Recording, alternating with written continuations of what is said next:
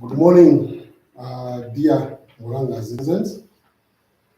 We want to start our meeting today, and with me, my name is Dr. Nicho Mogi, County Secretary. I have with me Professor Kelly, CC, in charge of finance. We have Honorable Speaker, Honorable Murang'A. I have Majority Leader, Honorable Asale, and I have Chief Officer, Finance. Once again, we love you. I want to welcome you to today's meeting, which is a special meeting. This is our first meeting since we came into this government. And I'm calling it special because this is where all of us can exchange ideas, we can interact. And in challenges, and it is important to bring all the staff in Murang'A County, because as our governor normally say, nobody knows it all. There are areas that you probably know, there are areas that we know, and we need to assist one another. There's a quote that normally say, if you don't work as a team, we shall all perish like fools. And this is why we are putting you together in this meeting, so that we know how where to put our Murang'A going forward. So karibuni to this meeting, and you are all free to participate. You are all free to ask any question. Don't feel intimidated, because it's only through such questions that we'll be able to improve our county called Murang'A. Now, I would wish to say, I would start by appreciating the support you have received from Murang'A people. There are many. If it were not for your support and your contributions, we would not be where we are.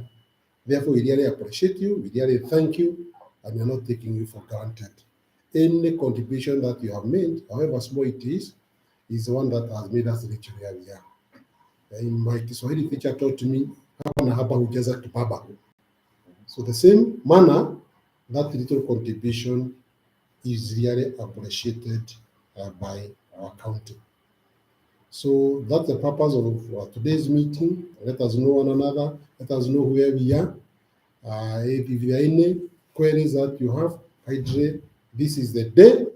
I'm sure some of you may not be able to reach the governor because of the nature of work, or he may not be able to answer all the questions, but he's going to sample some of the questions from you. And I want to say some of the achievements we have made this year, according to our governor's flagship programs. There are several, like health, in terms of health. We have made some achievement in Kangata Care. It's doing very, very, very well. The elderly, they are really using that card, the NHIF, and without paying a coin.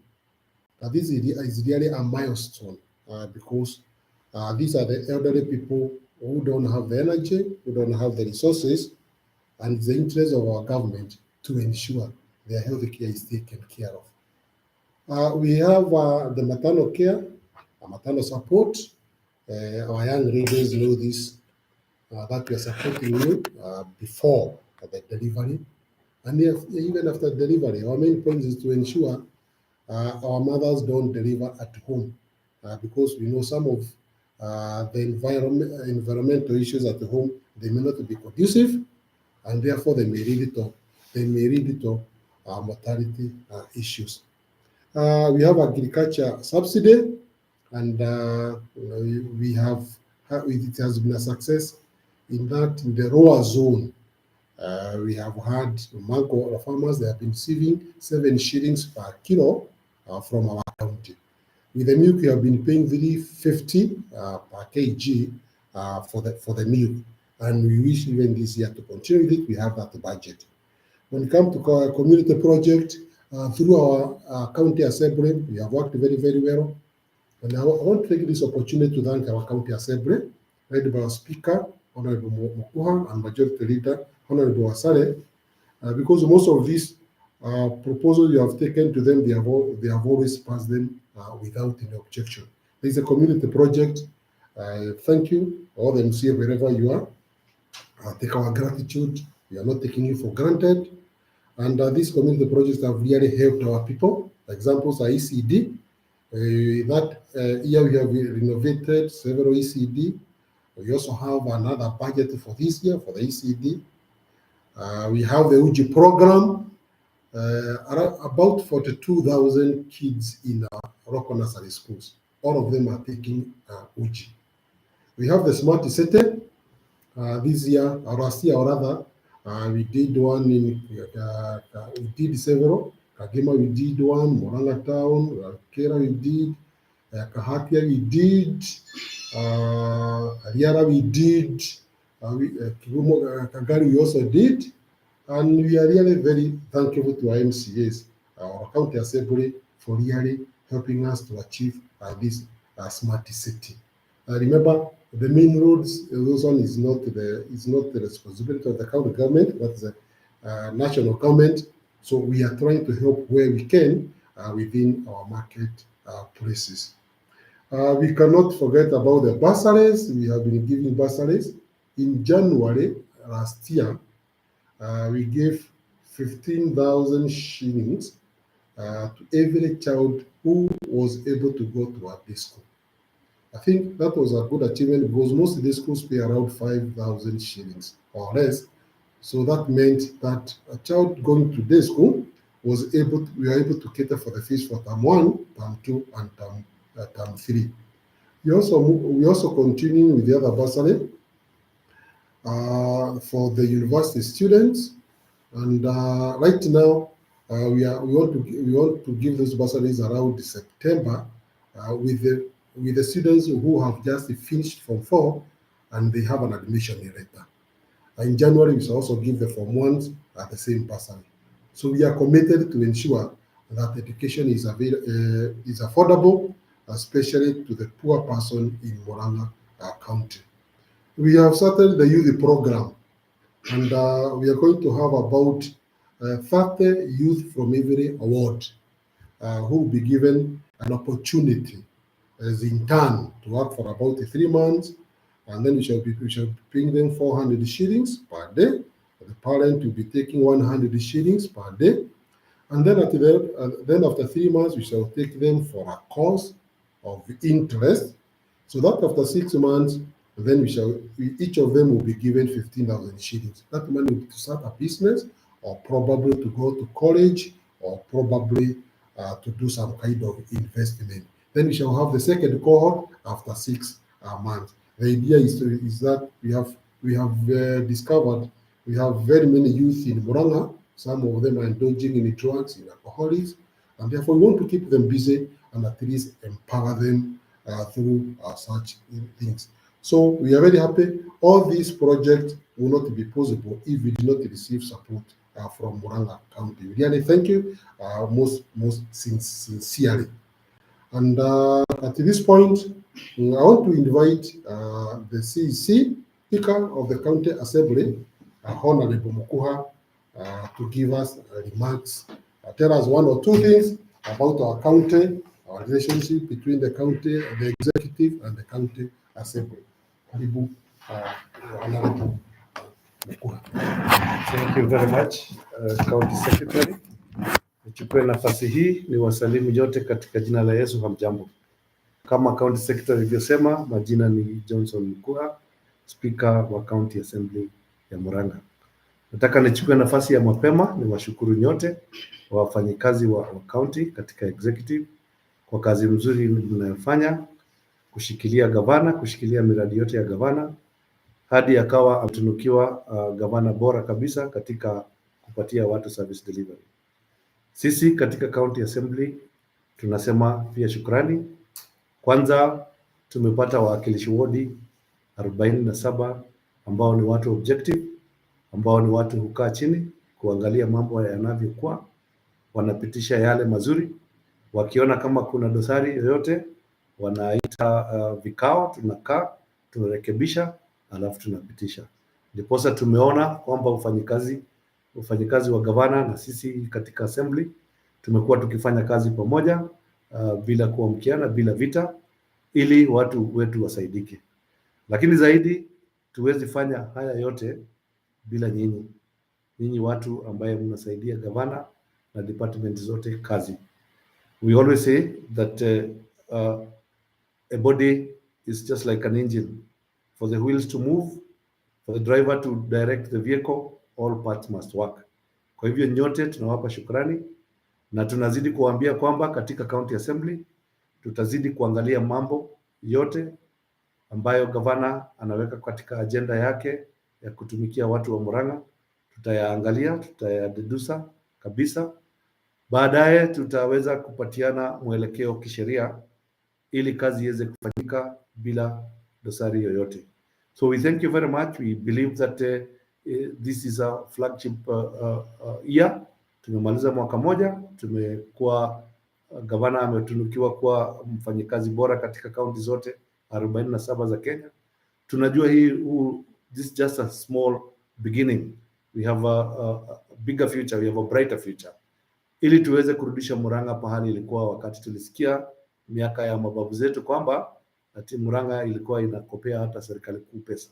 So tuna mengi yaliyoko katika assembly, ratiba zetu ziko, tutazidi kufanya kazi, chochote ambacho kitahitajika ili gavana aweze kufanya kazi yake bila shida, tutapitisha, tutaangalia. Kazi yetu ya oversight tunazidi kufanya, tutafanya, representation tutafanya, na kwa mara nyingine niseme asanteni sana. Tuko na wakilishi wodi ambao wote ni objective, wote wanaangalia mambo kwa objectivity, ku make sure ati chochote tunafanya kwa sababu ya mwananchi wetu wa Murang'a. Nazidi kuwashukuru, asanteni sana.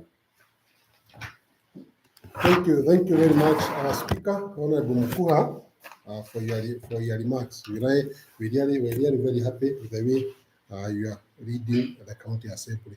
With us, we have Majority Leader, and he's in charge of the leadership in the County Assembly. And I also want to give him an opportunity to say hi to the Murang'a people and also say one or two words. Karibu, Majority Leader.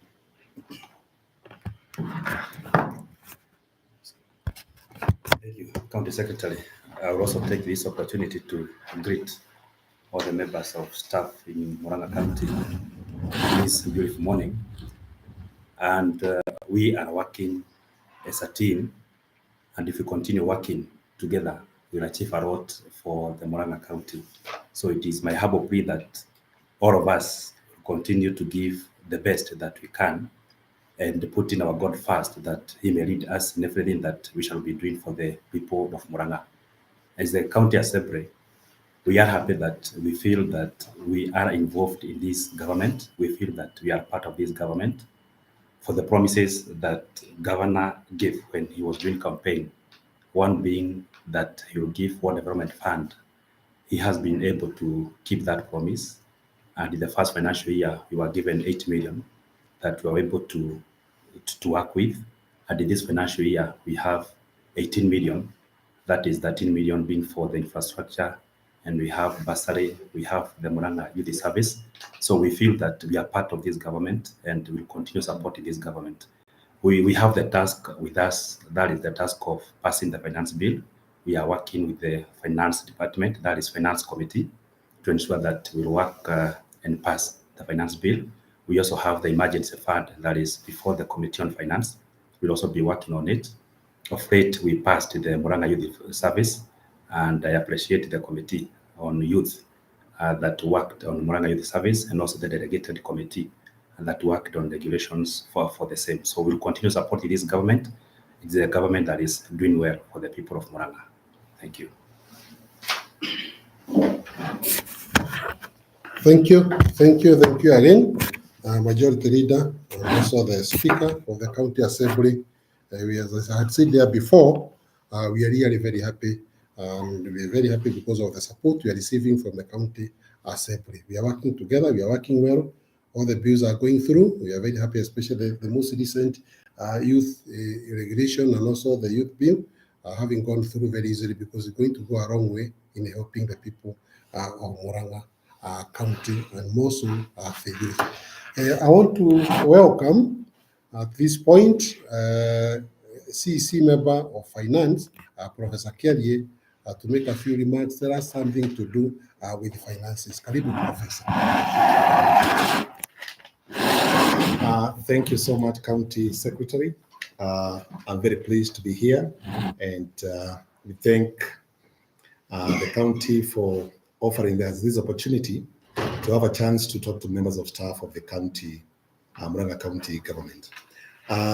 We are very happy with the role that each and every member of staff is playing to bring the county to where it is after 1 year. We have all seen the very good work, just like the speakers who have spoken in the past have said. We have all seen the good work that you've done to be able to make Murang'A County shine. And we want to encourage you and want to assure you that you have our full support as we try to take Murang'A to the next level. As we transform the county, as we go through this journey of transformation, we want you to really understand that we cannot transform the county without your support. We cannot transform the county without your input. And I want to give you a challenge as members of staff, and think about where you came from. Think about the primary school that you attended. Think about the hospital where you are born, if you are born in Murang'A County. Think about the coffee that we pick today. Think about the tea that we pick. Think about the avocados that are supporting our families. All these things, if you look at them very critically, they were actually done by either our parents or our grandparents. The schools that we attended were built by our grandparents and our parents. The hospitals where we were born, they were built by the previous generation. The coffee, the tea that was planted, most of the avocados were done by the previous generation. So the challenge that we have ourselves as staff, this generation, the people who are serving in the county, we do have a duty to make sure that the same thing that our grandparents and our parents did, what is it that we can be remembered for? What legacy are we going to be remembered for? And what you're doing on a day-to-day basis by working hard in Murang'A County, you're actually helping us, this generation, you're helping yourself, you're helping the county, you're helping the country to build that legacy that future generations will remember. So each and everything that you're doing on a daily basis, I would like you to remember that we appreciate, and it's helping create that legacy that will make us do something that will make us be remembered in future. The same way we remember those people who built a very strong Murang'A County government that was lending money to the national government, the people who planted coffee, the people who planted avocados. It's our time to do something that will make us get remembered in future.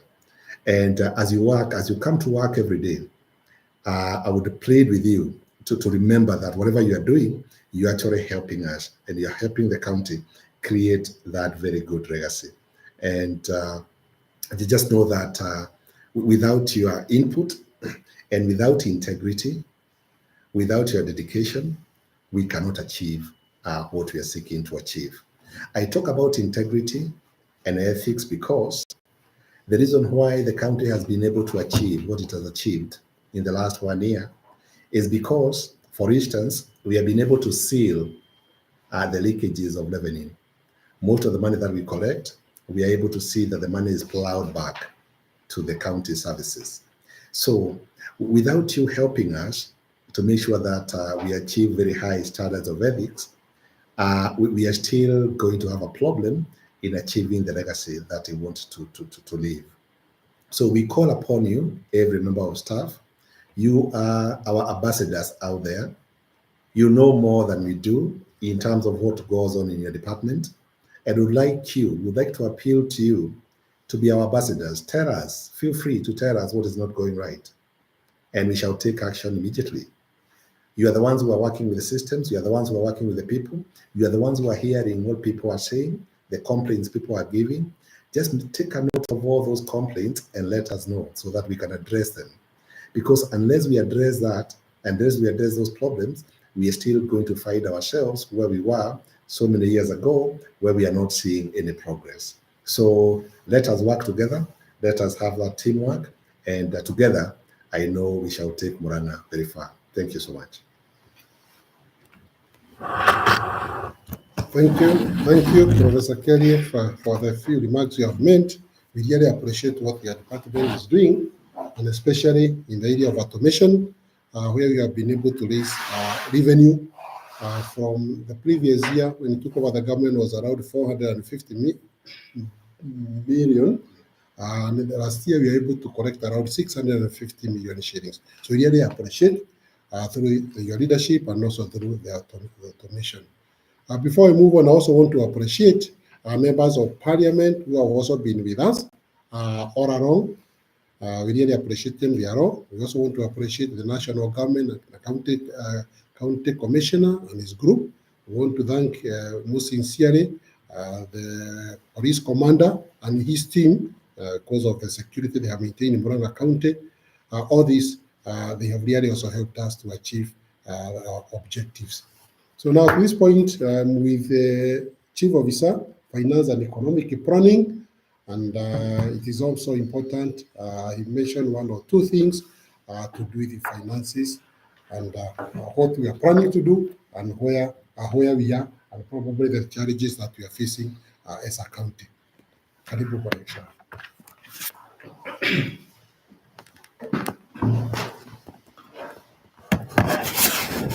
Thank you, Bwana County Secretary. Once again, I greet you in the name of Jesus Christ. And this is a day that the Lord has made. Let us all rejoice and be glad in it.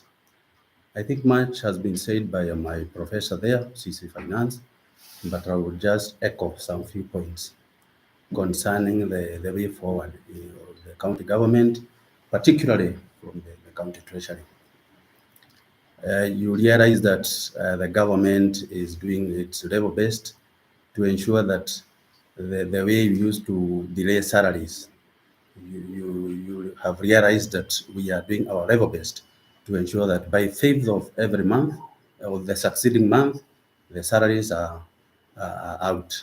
So we are doing everything possible to talk with our partners, banks, and all these when the money is ready, so that we can be able to have you financed. We also had some issues to do with previous debts concerning the employees. We have made a program even to the COB on how to clear these debts, particularly to insurances, to pensions and all this. But you have realized that for the last 1 year, we have not accumulated any further debt. The debts that were there were the debts that were used to be there.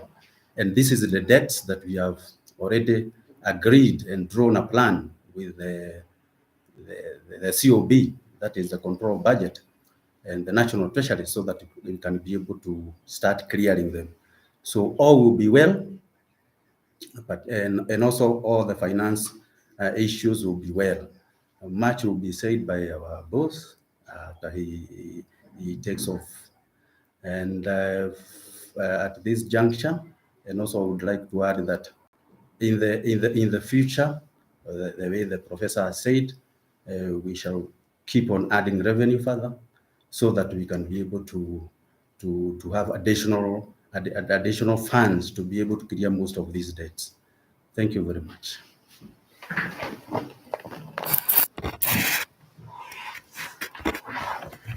Thank you, Chief Officer Finance. We are very happy.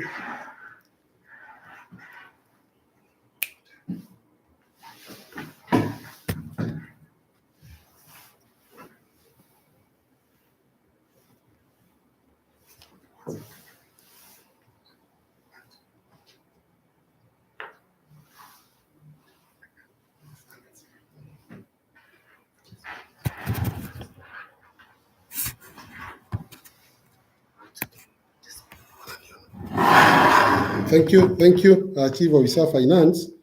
I want to engage Professor Kiari on one issue that probably could be not clear. It's important you shed light on pending bills. I don't know whether we transited to this year with the pending bills. That is number one. Number two, I'd also wish you to shed light on the current pending bills. I know they had categorized them into three. There are those that were unclear. There is also the group that we had some issues like documents. Then there is also that we refer to them as build the scope. And then those are two questions. Then I'd also wish to clarify on currently we are now using the system, Professor Kelly. And quite often, previously, it used to be a bit difficult, even claiming money from the fourth floor. There were challenges. But it's like now we have created the departmental way of how people will be claiming their money in an easier way. We are decentralizing that issues of money expenditure, requisitions, and the like. Professor Kelly could probably highlight those two issues so that we can send light to our members of staff. Yeah, thank you so much, County Secretary. Just to clarify on the issue of the pending bills, for these, for the last financial year that we just finished, I can confirm that we actually did not close the year with any pending bills. What we did, we even called all the contractors, any person who was doing work with the county, and we told them whoever was going to finish their work, they were going to be paid. And actually, that's what we did. Every person who was able to finish their work, all the constructions, all the ECD classes, all the roads, they were all paid their money before the end of June. So we did close. The only money that we closed with is probably someone who did not finish their work. But any person who finished their work were able to pay all the money. In terms of, and those who finish their works later on after June, they're actually going to be paid before the end of this month. And in terms of the past pending bills, you remember when the governor came in, he established what was called the Pending Bills Committee, which was a very independent committee comprised of independent professionals who were able to look at all the claims of pending bills. And you remember the past resolution that the only pending bills that could be paid, that were payable, amounted to around 600 million. Out of that 600 million, we have actually paid more than half. We have paid more than 300 million, and the remaining ones, we have already agreed with the control budget, as Bonaisha has said, on how we are going to clear that money before December of this year. So all that money is going to be paid.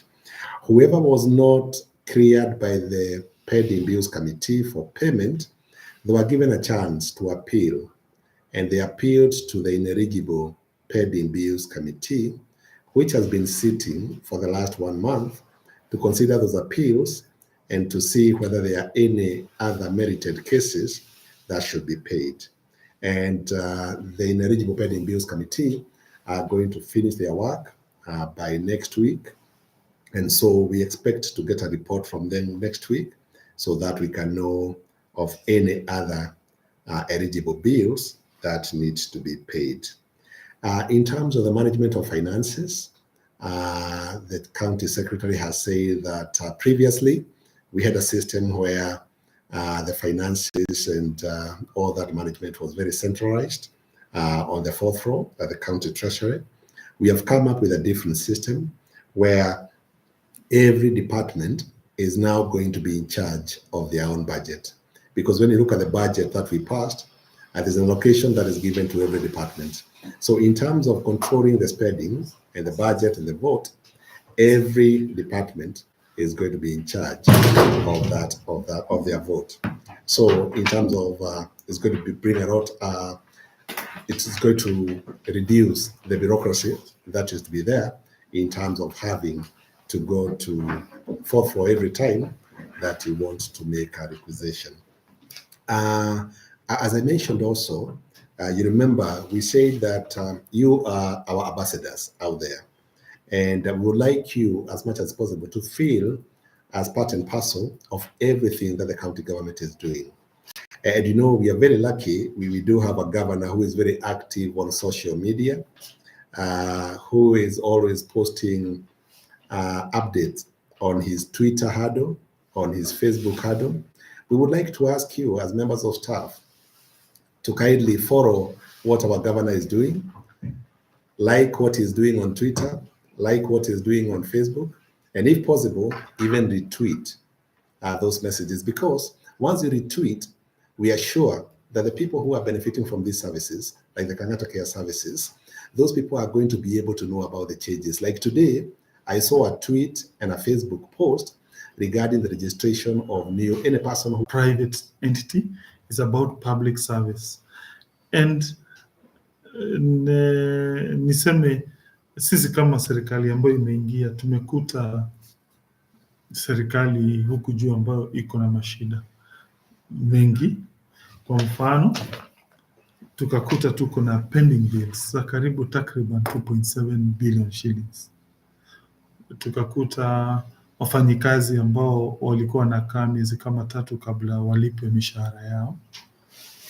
Tukakuta wananchi wanaenda kutafuta services, lakini they are very demoralized juu wanakuta those services are not there.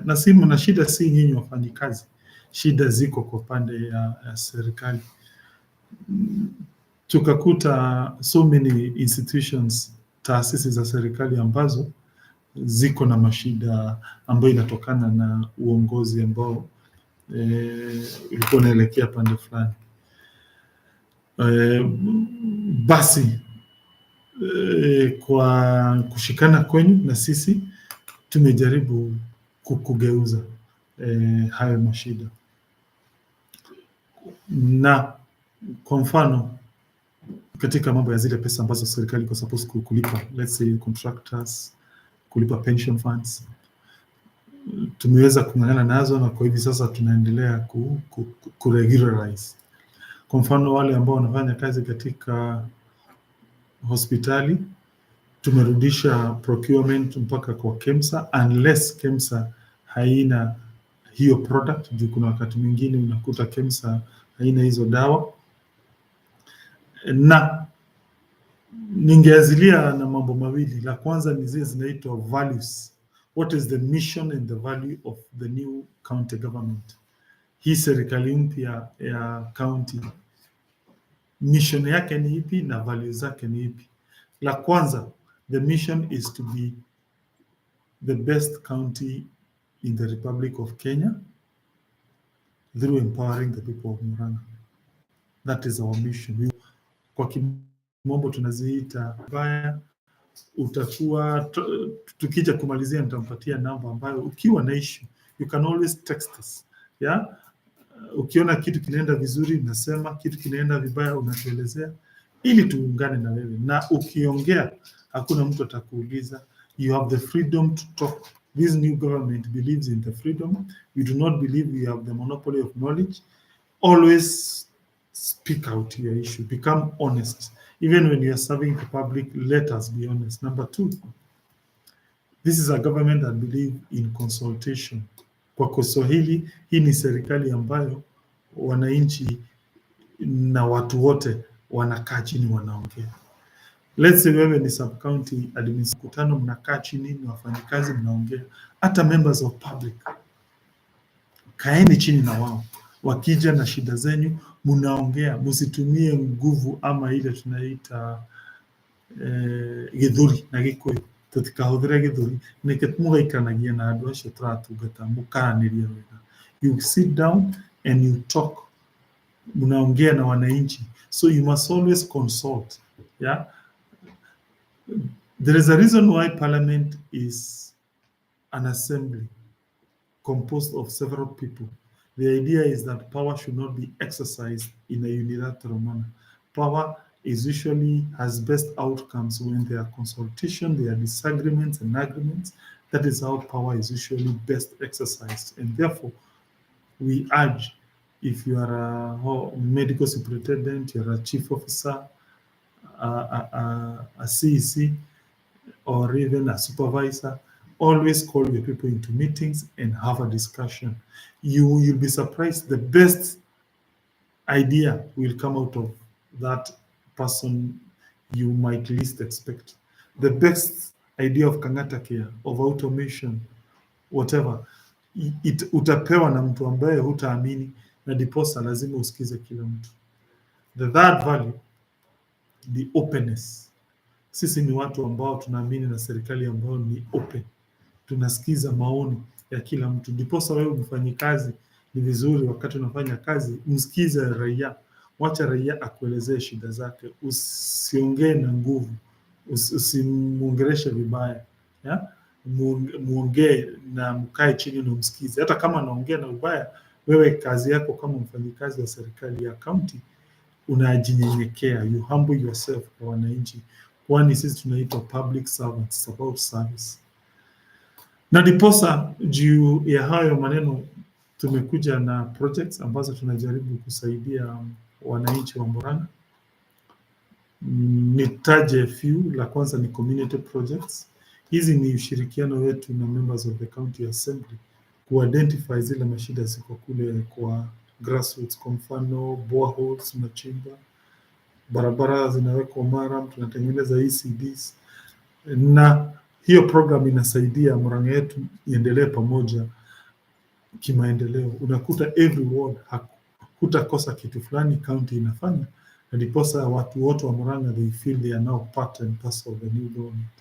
Second program ni ile ya agriculture subsidy.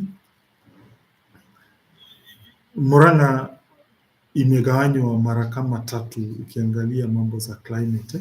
Iko wale watu wako karibu na forest, hiyo tunaita T-zone, katikati watu wa kahawa na avocado, na watu wanaoku chini ambako ni semi-arid and arid areas. Kwa mfano ile za Idhanga, Makuyu, Kamahuha, Kambiti, Biri, Gaturi in Kiharu constituency, all those regions.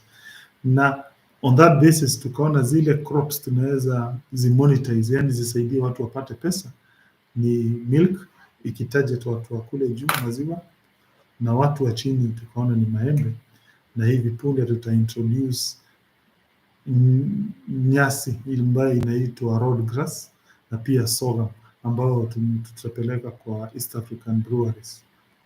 Na hivi sasa wakulima every month wale wanapeleka maziwa wao upata a small bonus, si kubwa, is just a small bonus. Kwa hivi sasa tuko na 19,000 farmers, lakini tumeinvite wale ambao hawakufaidika in the first cohort, na in the next 3 months tutaweka hao new farmers hata waweze kufaidika na new activity. Watu wa maembe hiyo inakuanga season ya January, February, March, but tukiongeza sorghum na road grass maybe watapata other cash crops hata wafaidike. The third program ni ile inaitwa Kang'ata Care. Kang'ata Care ni mambo ya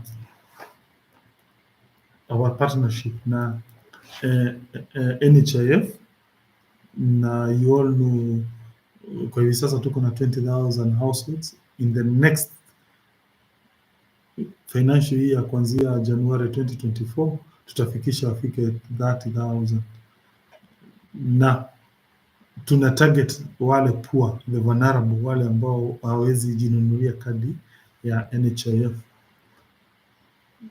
From October tutaanza kufanya new recruitment, but from 6th, 7th, 8th of September kwa hivi sasa tuko na program ambayo wale ambao ni existing members wa Kang'ata Care wafanye renew kama wanataka kuendelea na hiyo kadi mwaka wa 2024. Tuko na program nyingine inaitwa maternal support. Maternal support ni wale wamama wale wajazito, wale ambao tunataka waende hospitali kujifungulia. Hii inaitwa maternal support. The idea of maternal support is to incentivize our women to come to our public facilities. Na we give them 1,000 wakati wa registration, which is 7th month of pregnancy, na wakati upata mtoto tunapatia another 2,000, inafika 3,000. Na I want then pia tuko na program nyingine tunaita automation. We want to make your work easier and the people of Murang'a work easier.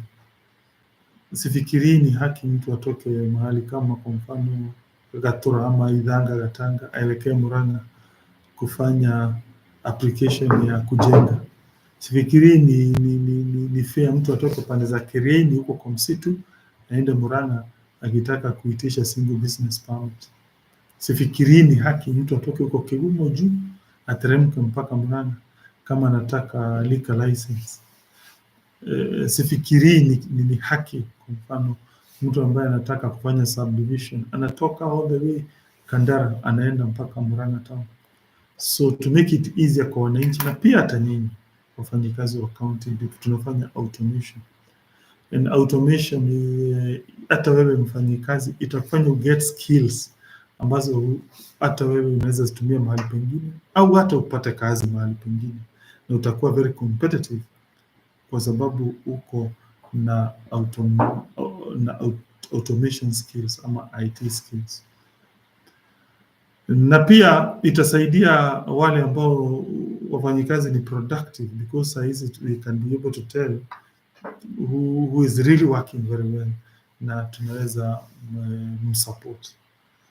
Nirudishie asanti our people, naona mmefanya kazi mzuri wale wameingia katika automation.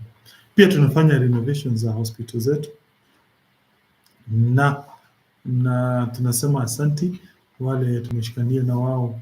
Kirwara imemalizika, very soon tutai-open. Kandara inaendelea. Kigumo is almost kuwa upgraded hiyo level 4. Maragwa ward zetu 3 zinaendelea.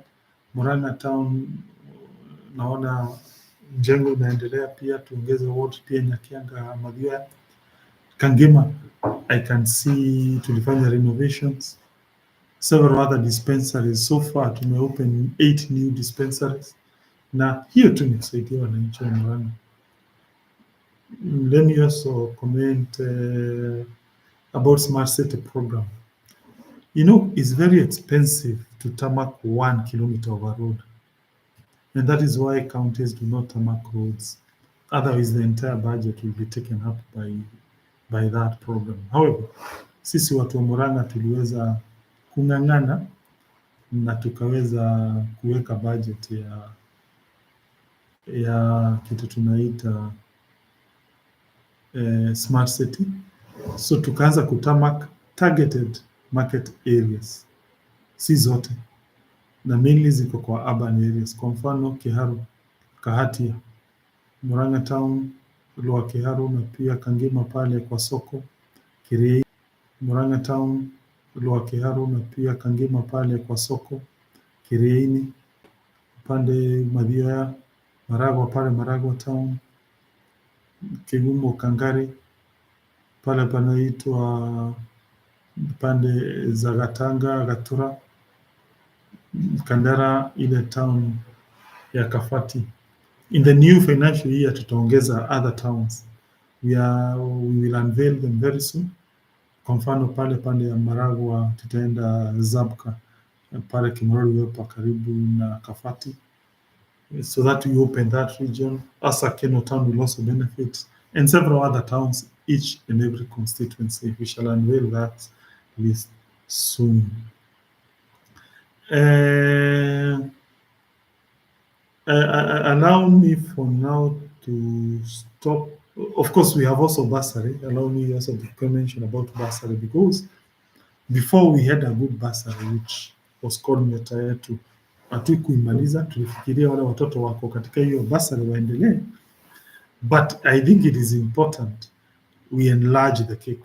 Yeah, agikuwa moga gagutire wada na mugongo, na nikio tukiena rishire ria kuongerera ciana iria cira benefit na bursary. So on that score tukaweza kuja na bursary na support every primary school wafanya KCPE wakiingia form 1. Mtoto yote ako number 1 na mtu number 3, we give that child 15,000 za kumsaidia a transit into form 1. That way, number 1, it's fair and equitable because it's an objective criteria.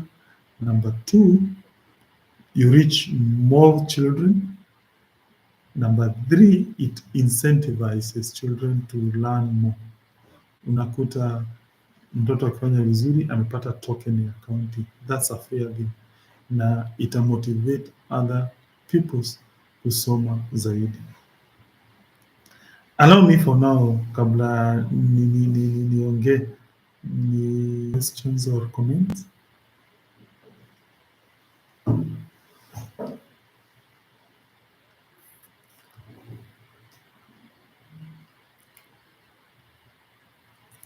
I don't know whether we can open the chat. You see.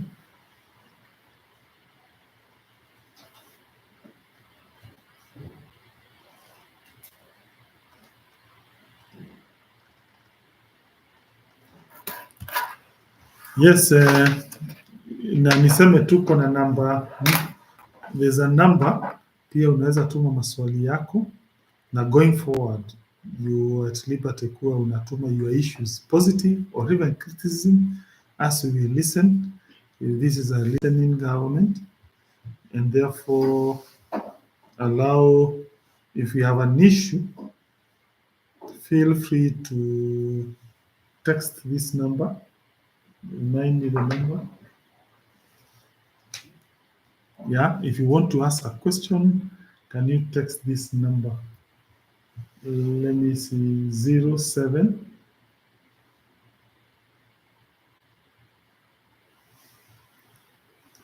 07.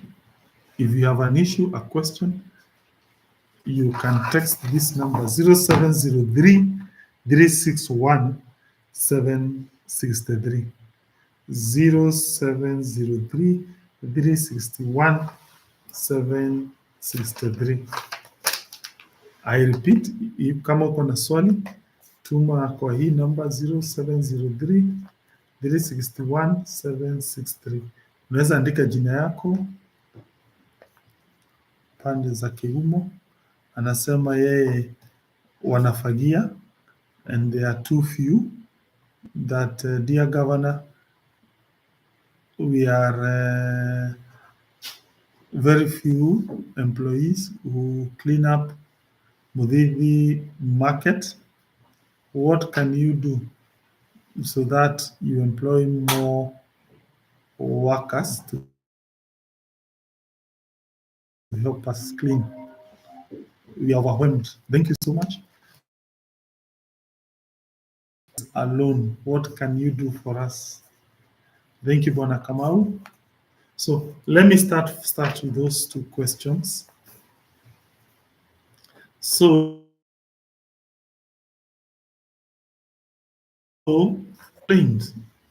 tulikuta kaunti ambayo imeanguka technically because iko na huge debts, and the truth is kuna sheria ambayo inakataza counties kuandika watu wengi,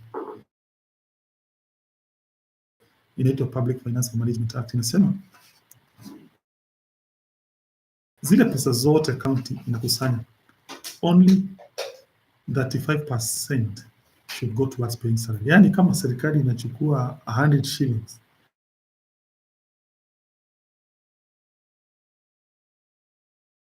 haiko kosa, ili balance iende kununua mafuta, kulipa stima na pia kufanya maendeleo.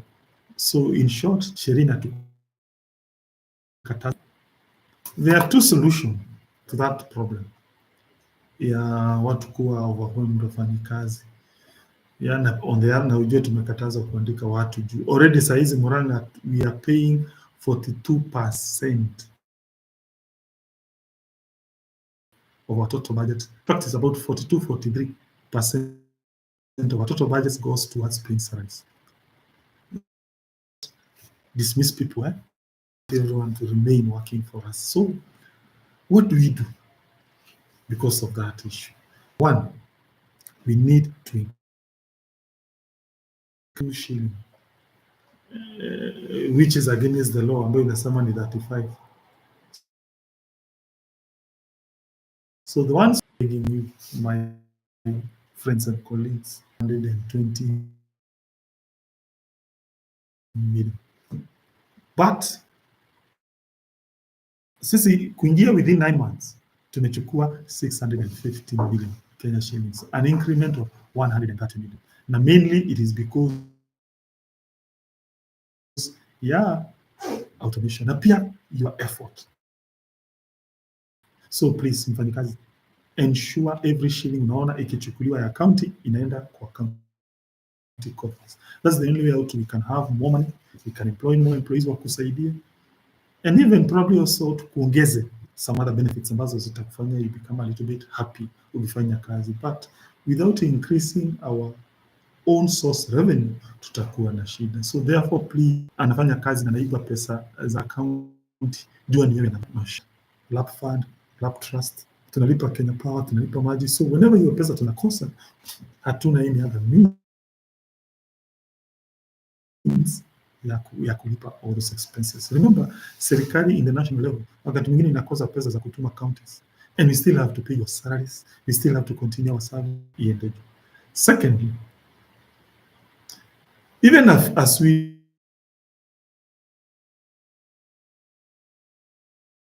do that, Murang'A youth, tumerealize kuko na a lot of unemployment, na pia kuko na areas tungetaka kusaidia wafanyikazi wa Murang'A. It is on that basis tume-establish program inaitwa Murang'A Youth Service, which is iko na two components. One, wale vijana wamesoma tuwapatie internships, wakuja wachukue skills, wakusaidie wewe mfanyikazi na wasaidie watu wa Murang'A kuwa permanent. Imesaidia kijana ama msichana kupata skills, amekusaidia wewe mfanyikazi wa county, na pia amesaidia watu wa Murang'A. Alafu after a period of time aende sasa tafute employment huko nje kwa private sector, na pia atakuwa amepata small capital, tutakuwa tunamlipa a small token. That will be a win-win situation. So tume-advertise internship positions za nurses, 70 of them. Hao watakuja wasaidie. Tume-advertise 200 ECDs wakuja pia wasaidie how ECD teachers. Going forward, tukiwapatia those internships, Mungu akisaidia, hiyo shida ambayo nimepewa na mtu kutoka Kireni ECD haitakuwepo tena. Yeah, at least tutakuwa tumeisolve to a certain extent. Watakuwa wanakuja wanakaa na sisi, then wanapatia watu wengine nafasi hata wao waingie wapate the same opportunity. That way there will be more employable wakitoka nje, and we shall have also helped you guys to reduce your workload. I know nurses are really stressed. I know ECD teachers are really stressed because of the huge workload, and they are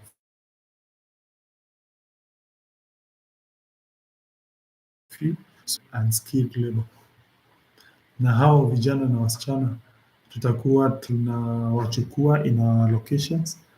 Recruitment itakuwa September 15 in our locations. Watu wakuje, watu warushe kura, the best wachukuliwe, wafanye kazi na nyinyi for 2 months. Kazi yao ni kufagia, wamsaidie kufagia. Employees wanasaidia kufagia. The new group ambao wanakuja kumsaidia kufagia will be 1050. Watu 1000 waongezewe kitu kama carpentry, plumber, then we give them a certificate and we give them a small capital, seed capital ya kuanzia biashara yao.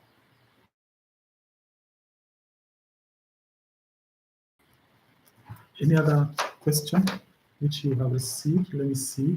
Another question. Send your... good.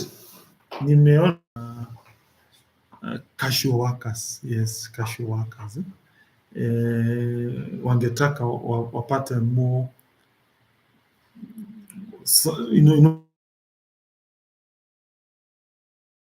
when you're casual worker, hata huna barua, huna payslip, what do we do? One, I'm happy to announce by November all casual workers watakuwa wameingia kwa contract na wapate payslip. Na wakiingia kwa contract, after a period hiyo contract iishe, then ndio sasa wataingizwa in more permanent terms. You know, county governments or governments, they usually have three categories of employee. Number one ni cashews, then unaingia contract, then unaingia permanent and pensionable. So for now tunawaingiza kwa contract, then after a period then tunaingiza huko mbele, na ni vizuri watu wa understand ya kwamba hii process ndio wapate namba inaitangwa ya IPPD is a long process but it is almost coming to an end, so you get a payslip. You can now go to bank and get a loan. You can now go to, so you will also get a county insurance cover. Yeah. Kwa mfano ile inaitwa group life ama WIBA. Meaning ukipata accident wakati unafanya kazi, county can compensate you or your family. Currently, employees wako on cashew, they don't benefit from that, but ukiingia utakuwa na umeingia kwa insurance cover ya county, meaning unaweza faidika. So tumalizane, we are more respected, yeah, your position more strong. We are waiting for some documentation in Nairobi. Yeah, a question. Bwana Bernard, secretary wa Kenya's Workers Union, anauliza stagnation of former local authority employees. Yeah, anauliza mambo ya local authority employees, they are usually wamekaa kwa stagnant. Let me say thank you so much, Bwana Bernard, for your question. You know, kuna employees mara nyingi sana in our county. Kuna wale ambao wameemployiwa saa hii, the new ones. Kuna wale ambao walitoka ile serikali za kitambo, municipal council, Murang'A County Council. So hii swali inahusu wale wa kitambo.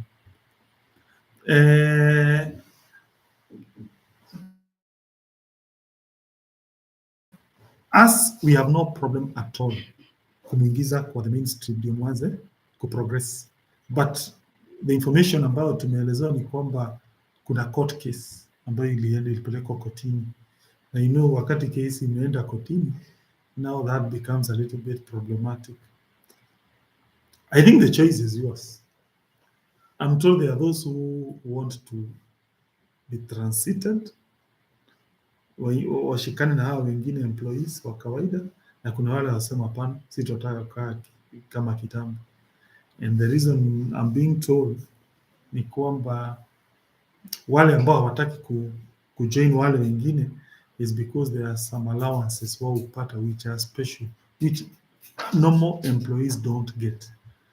My view is the decision should be left to each person, those who want to join and those who wanataka kukaa vile. And as we are listening, I propose you come and talk to our chief officer Bwana Irungu in charge of human resource, and we agree. As we are easy, whatever decision you will want, it is yours. But we also urge people not to always go to court. We always have an out-of-court settlement. And I think that's also the issue which we met employees with a lot of historical problems, mashida za kitambo, including our nurses walipelekana kotini na the former regime.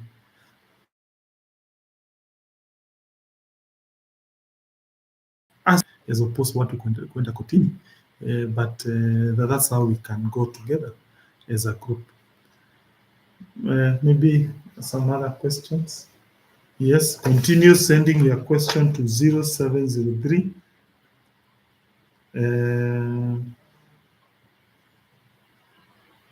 361763. Nisome hii ya kwanza sehemu vizuri. Thank you so much, Mr. Ng'ang'a from Kandara. Anauliza, can we have nursing aides to assist patients at the hospital? Yes, this is a very good idea, very sharp idea that would be available. I think this is an area we need to consider, kuongeza nursing. we will definitely employ nursing aides. But this is a very good idea because it's a question about the public, and we are very humble. It makes a lot of sense. And it's also true, after Kangata Care was introduced, our numbers in our Murang'A, in our level 4 hospitals have shot up. Currently, Murang'A gets about 1,200 patients on average per day. Before that, there used to be about 600. So it's like the numbers have doubled twice. And therefore, we really need people who can assist people at our hospitals. And I think that's an area we will look into. We have brought in some people at the hospitals to see how that can help. But we have been wondering, why is it that Murang'A people prefer going to Murang'A level 5 or Maragua? And they crowd in the 3, 4, 5 main hospitals. Why is it that they cannot go and seek services at their local dispensaries? We have realized there are several factors. Some problems are ours, and we are guilty as charged. Katika ile list huitwa essential drugs list, tumekuwa tuna include very few drugs. Kwa mfano dawa za sukari as they are not in that list, haziko hapo. So you find mtu wa sukari akitaka kurifiriwa anatoka all the way huko juu anakuja mpaka Murang'a binakiwa refill. Tumeongea na the officers tukoagree, hapana, we have to devolve kupatiana dawa za sukari. At a dispensary can do that work, and therefore that we will reduce the number of people coming to the main hospitals, and reduce that workload. Secondly, we are automating all our health facilities from dispensaries to level 3. That way, we will be able to monitor how our drugs are used, how our employee, because with that will be what we call 21st century medicine. So in the next 1 month, we should have automated all our facilities, and we'll serve our people better at the dispensary level. And thank you so much, Murang'A, for that question. Lisa, can you install a good fence at Maragua hospitals? Yes, thank you. That's a good idea. That's a problem again. We will advertise that tender, and you agree for that very good suggestion. We need a good hospital at Maragua hospital. Yes, I can see demands to serve our people, to build our ECDs, they become like academies, so many demands. But all those cannot be achieved if we continue. Let's do our best. We'll be able to communicate that issue via ECDs, but that is very important. It happens in the month of October, but we shall do that communication. But the bottom line is, let us increase our own source revenue. Kama unafanya kazi kwa parking, kama unafanya kazi kwa kware, kama unafanya kazi kwa hospital, please protect that shilling that comes to the county. It is the one that will help us handle most of our problems. Asking about plans for vocational training centers. Yes, we need to revive our vocational training centers. We want to have more young people going there, and we have 2 plans to do so. Number 1, we shall pay NITA exam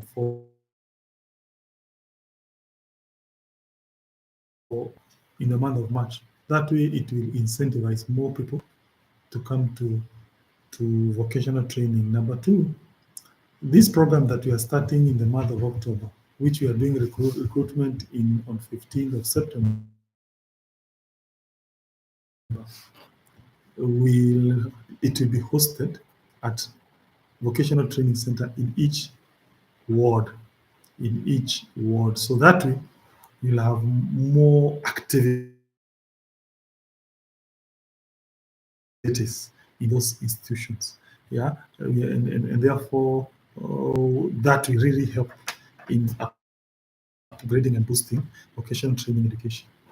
Yes, yes, I can see questions on pension and insurance. Yes, as I have said, I know we found a county that owes lab trust almost 600 million. It owes lab fund almost another 600 million. We found a county that does not remit its statutory deductions. Yeah, and that is a huge debt spanning into billions of shillings. What we are trying to do is to enter into agreements with them. We pay that debt in installments. Yeah, in installments. So we are working day and night and to ensure that the historical debts that we found are settled. The current government has done its best. Finished by 3 or 4 issues. Okay. Number one is the issue of salaries. We want now to announce going forward, county employees will be receiving their salaries on or about before date 7 of any month. Currently, all employees who have bank accounts with Meta Sacco, yeah, Meta Sacco, they have been paid, and it's today is when second. Yeah, I know Amico will be paying by second. I know KCB also will be paying before 5th. Also, I know which other bank, Professor? Cooperative Bank also. Yeah, so we'll be paying and United. So there's a way we have maneuvered, and people are now being paid. We also want to announce that this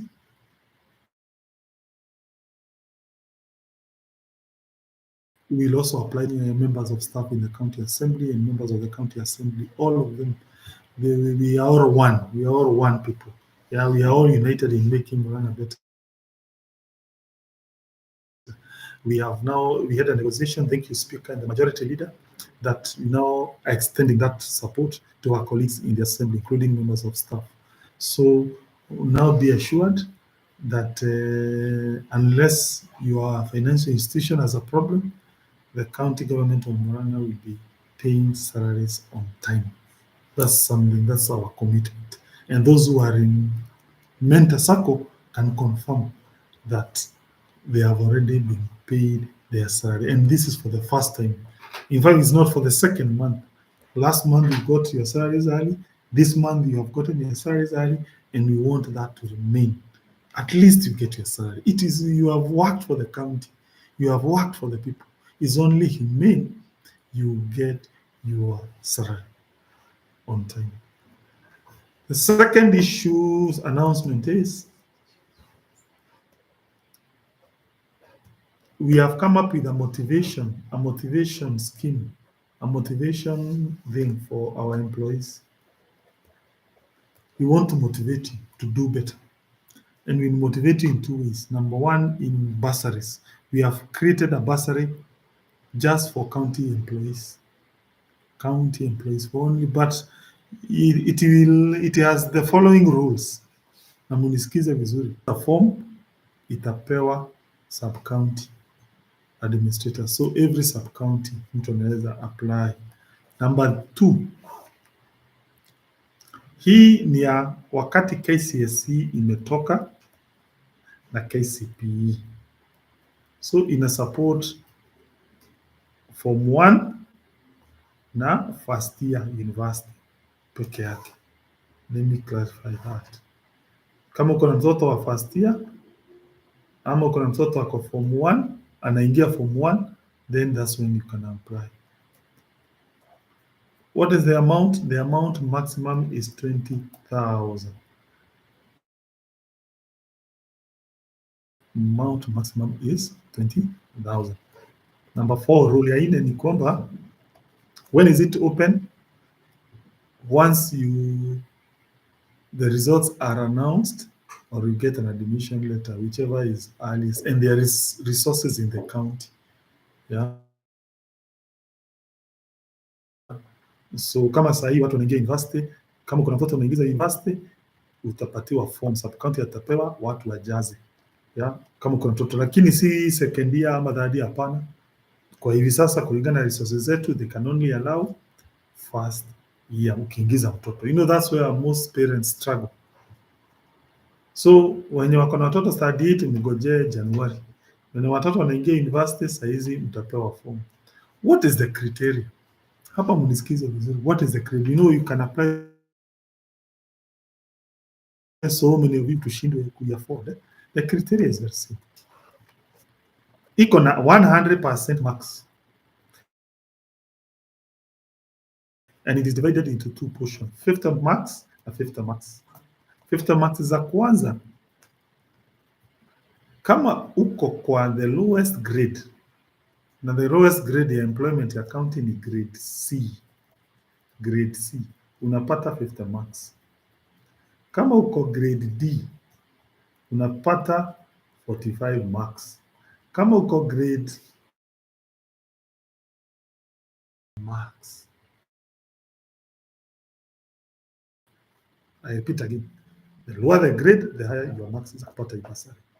Then swali inaweza ulizwa, na kama uko casual, na casual hawakongi na hizi job rules, usijali. Kama uko casual, utaanzia kwa grade C, meaning utakuwa na 50 marks kama uko casual. Tuingie the other 50 marks, nazo ni nini? Hizo zinadepend na performance ya mtoto. Kama mtoto ako na KCSE A standard, anapata 50 marks.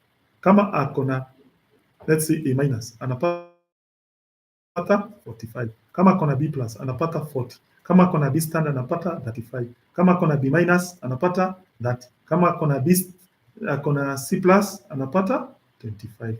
Kama ako na C standard, anapata 20. So meaning, if for instance, wewe uko grade C ama wewe ni casual na mtoto wako ako na A standard, already uko na 100 marks, already hiyo tutapatia. Kama uko na grade C na mtoto wako ako na 45 marks, ako zile grade za employment za chini na watoto wao wamefanya vizuri. So meaning mtoto kama wa CEC chances zake ziko 0 ama ziko chini. Why? Ako grade ya juu. Hata kama mtoto wake anaweza fanya vizuri, hata kwa amepata marks nyingi kwa ile grade yake juu, grade yake iko ya juu. That way also, you also push your children to do well, so that they increase their chances of getting hii bursary. We will give by Wednesday, we shall have issued that circular inaonyeshana how people should apply. Finally, tuko na the third point ni mambo ya motivation. Every end of year tutakuwa tunaangalia which employee amefanya vizuri. How? Tuta segment per each department ama each cadre. And it's very easy now to do so because of automation. For instance, kama wewe ni mfanyikazi wa automation, you can easily know ni nani anachukua pesa zaidi, because tunatumia simu na simu zenyu ziko recorded.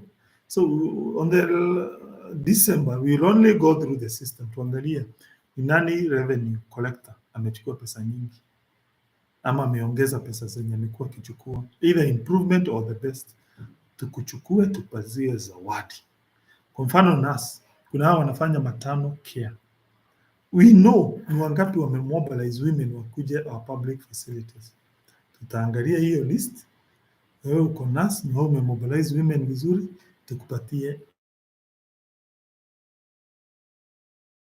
an award. All your motor vehicles ziko na track. Na ni vizuri by the way, kama uko driver, nirudie hapo, mdosi wako asikuforce ufanye kitu illegal. Niliona dereva moja anakuwa forced asipeleke mdosi wake kwa restaurant na ni kazi ni gari ya kuchukua revenue. Hapana, weka tano tutakuprotect. Yeah, and by the way, I also want to reiterate, disciplinary process under this new government will be fair. Haitakuwa mambo ya usiogope mtu ati atafanyia kitu mbaya. Hapana, we believe in fairness, so mtu hata kuwekelea anything then tukufukuza hivyo hivyo. Hapana, we have to go through due process and you must feel free to express yourself. If person is telling you to do the wrong thing, you say no, because you must do the right thing. So on the best employee, let's say for instance you're a driver, hiyo system yetu, it can clearly show which driver hajaishikwa na makosa, hajai overspeed, hajai urumisha gari kakuwa idle, haitembei lakini it's just idle, ina consume tu mafuta, is very clear. So wewe driver tutakupatia an award. Haya, let's say for instance lands department, we know the people who are processing more subdivisions, yeah, or collecting more revenue through the system. That way, we shall also reward you. If it's doctors, now we can know which clinical officer has seen the most patients. That way, we'll also award you. So, at the end of the year, we'll be able to come up with an objective way to reward. Yeah, like now ECD teachers, there's ECD teachers about the institutions don't charge at all anything. That's a good thing. Yeah, parents are not overburdened. We will reward you. We did that last year. We rewarded Kigumo sub-county.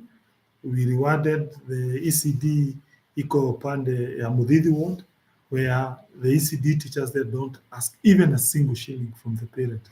That's a good thing. So we use those objective methods ambao watu ambao they are doing something good to reward you. And you never know, that reward can include kupeleka out of the country.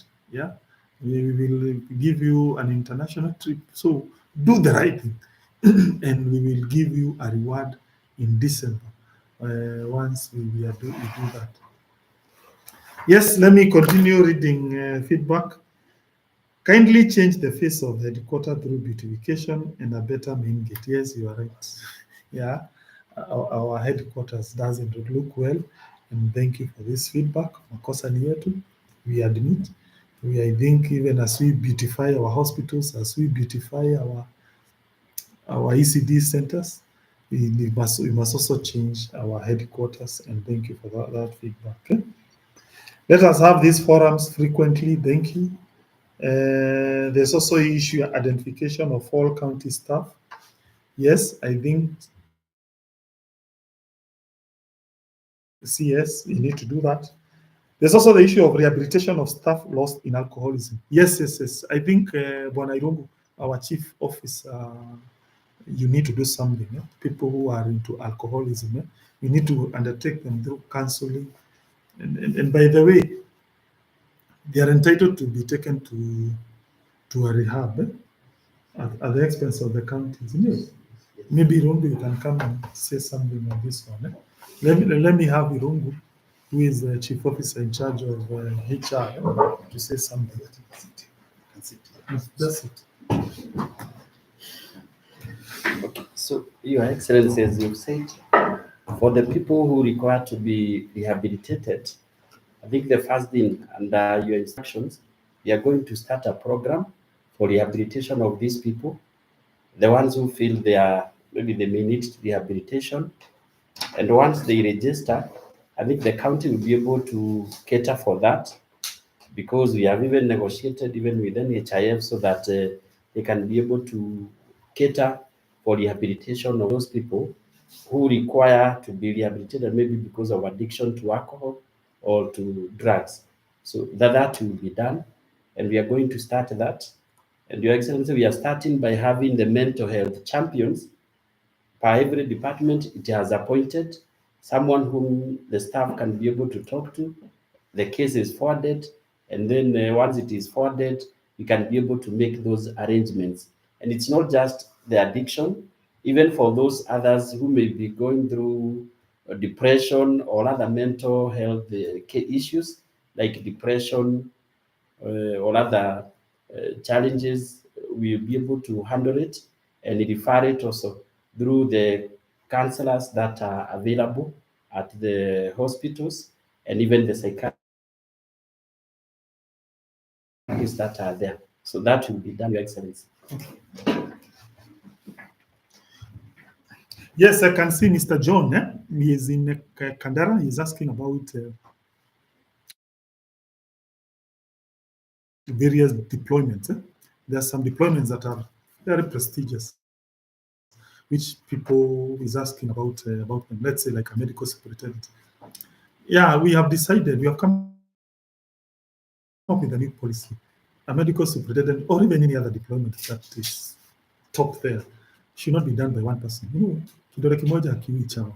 And no one has a monopoly of knowledge. So the only way out, we have decided those positions will be given through a competitive and open process, where people come and compete, and they're only given a certain period and they are given targets. Yeah. But this idea of concentrating power on one person, like a chief officer, I think is wrong. Yeah, because you are making an assumption that he can make the best judgment in regard to a matter. No way. Let there be a committee, let there be a competition, let people come, they undertaken through a fair process, and that way, then if everyone gets marks. So it is on that basis we told our colleagues who are medical superintendent to step down. We are not doing that because of a problem with them per se, no. But 32 applicants who wants to become medical superintendent, there'll be an examination, open, and the marks it will be marked on spot. Si watu waondoke waende wakamakie nje, hapana. Swali ziulizwe hapo, watu waandike majibu, alafu marks zichukuliwe waandike hapo hapo, na mjue ni nani ameshinda na for what reason. Si a committee inajificha mahali ati na make decision, no. Yeah, and it's the same thing we did na, let's say, agriculture. There's a World Bank money inaitwa NARIC. Hii NARIC ni pesa ya World Bank. So tukasema the program coordinator hawezi kuwa appointed na chief officer ama CEC. No way. Let it be a competition.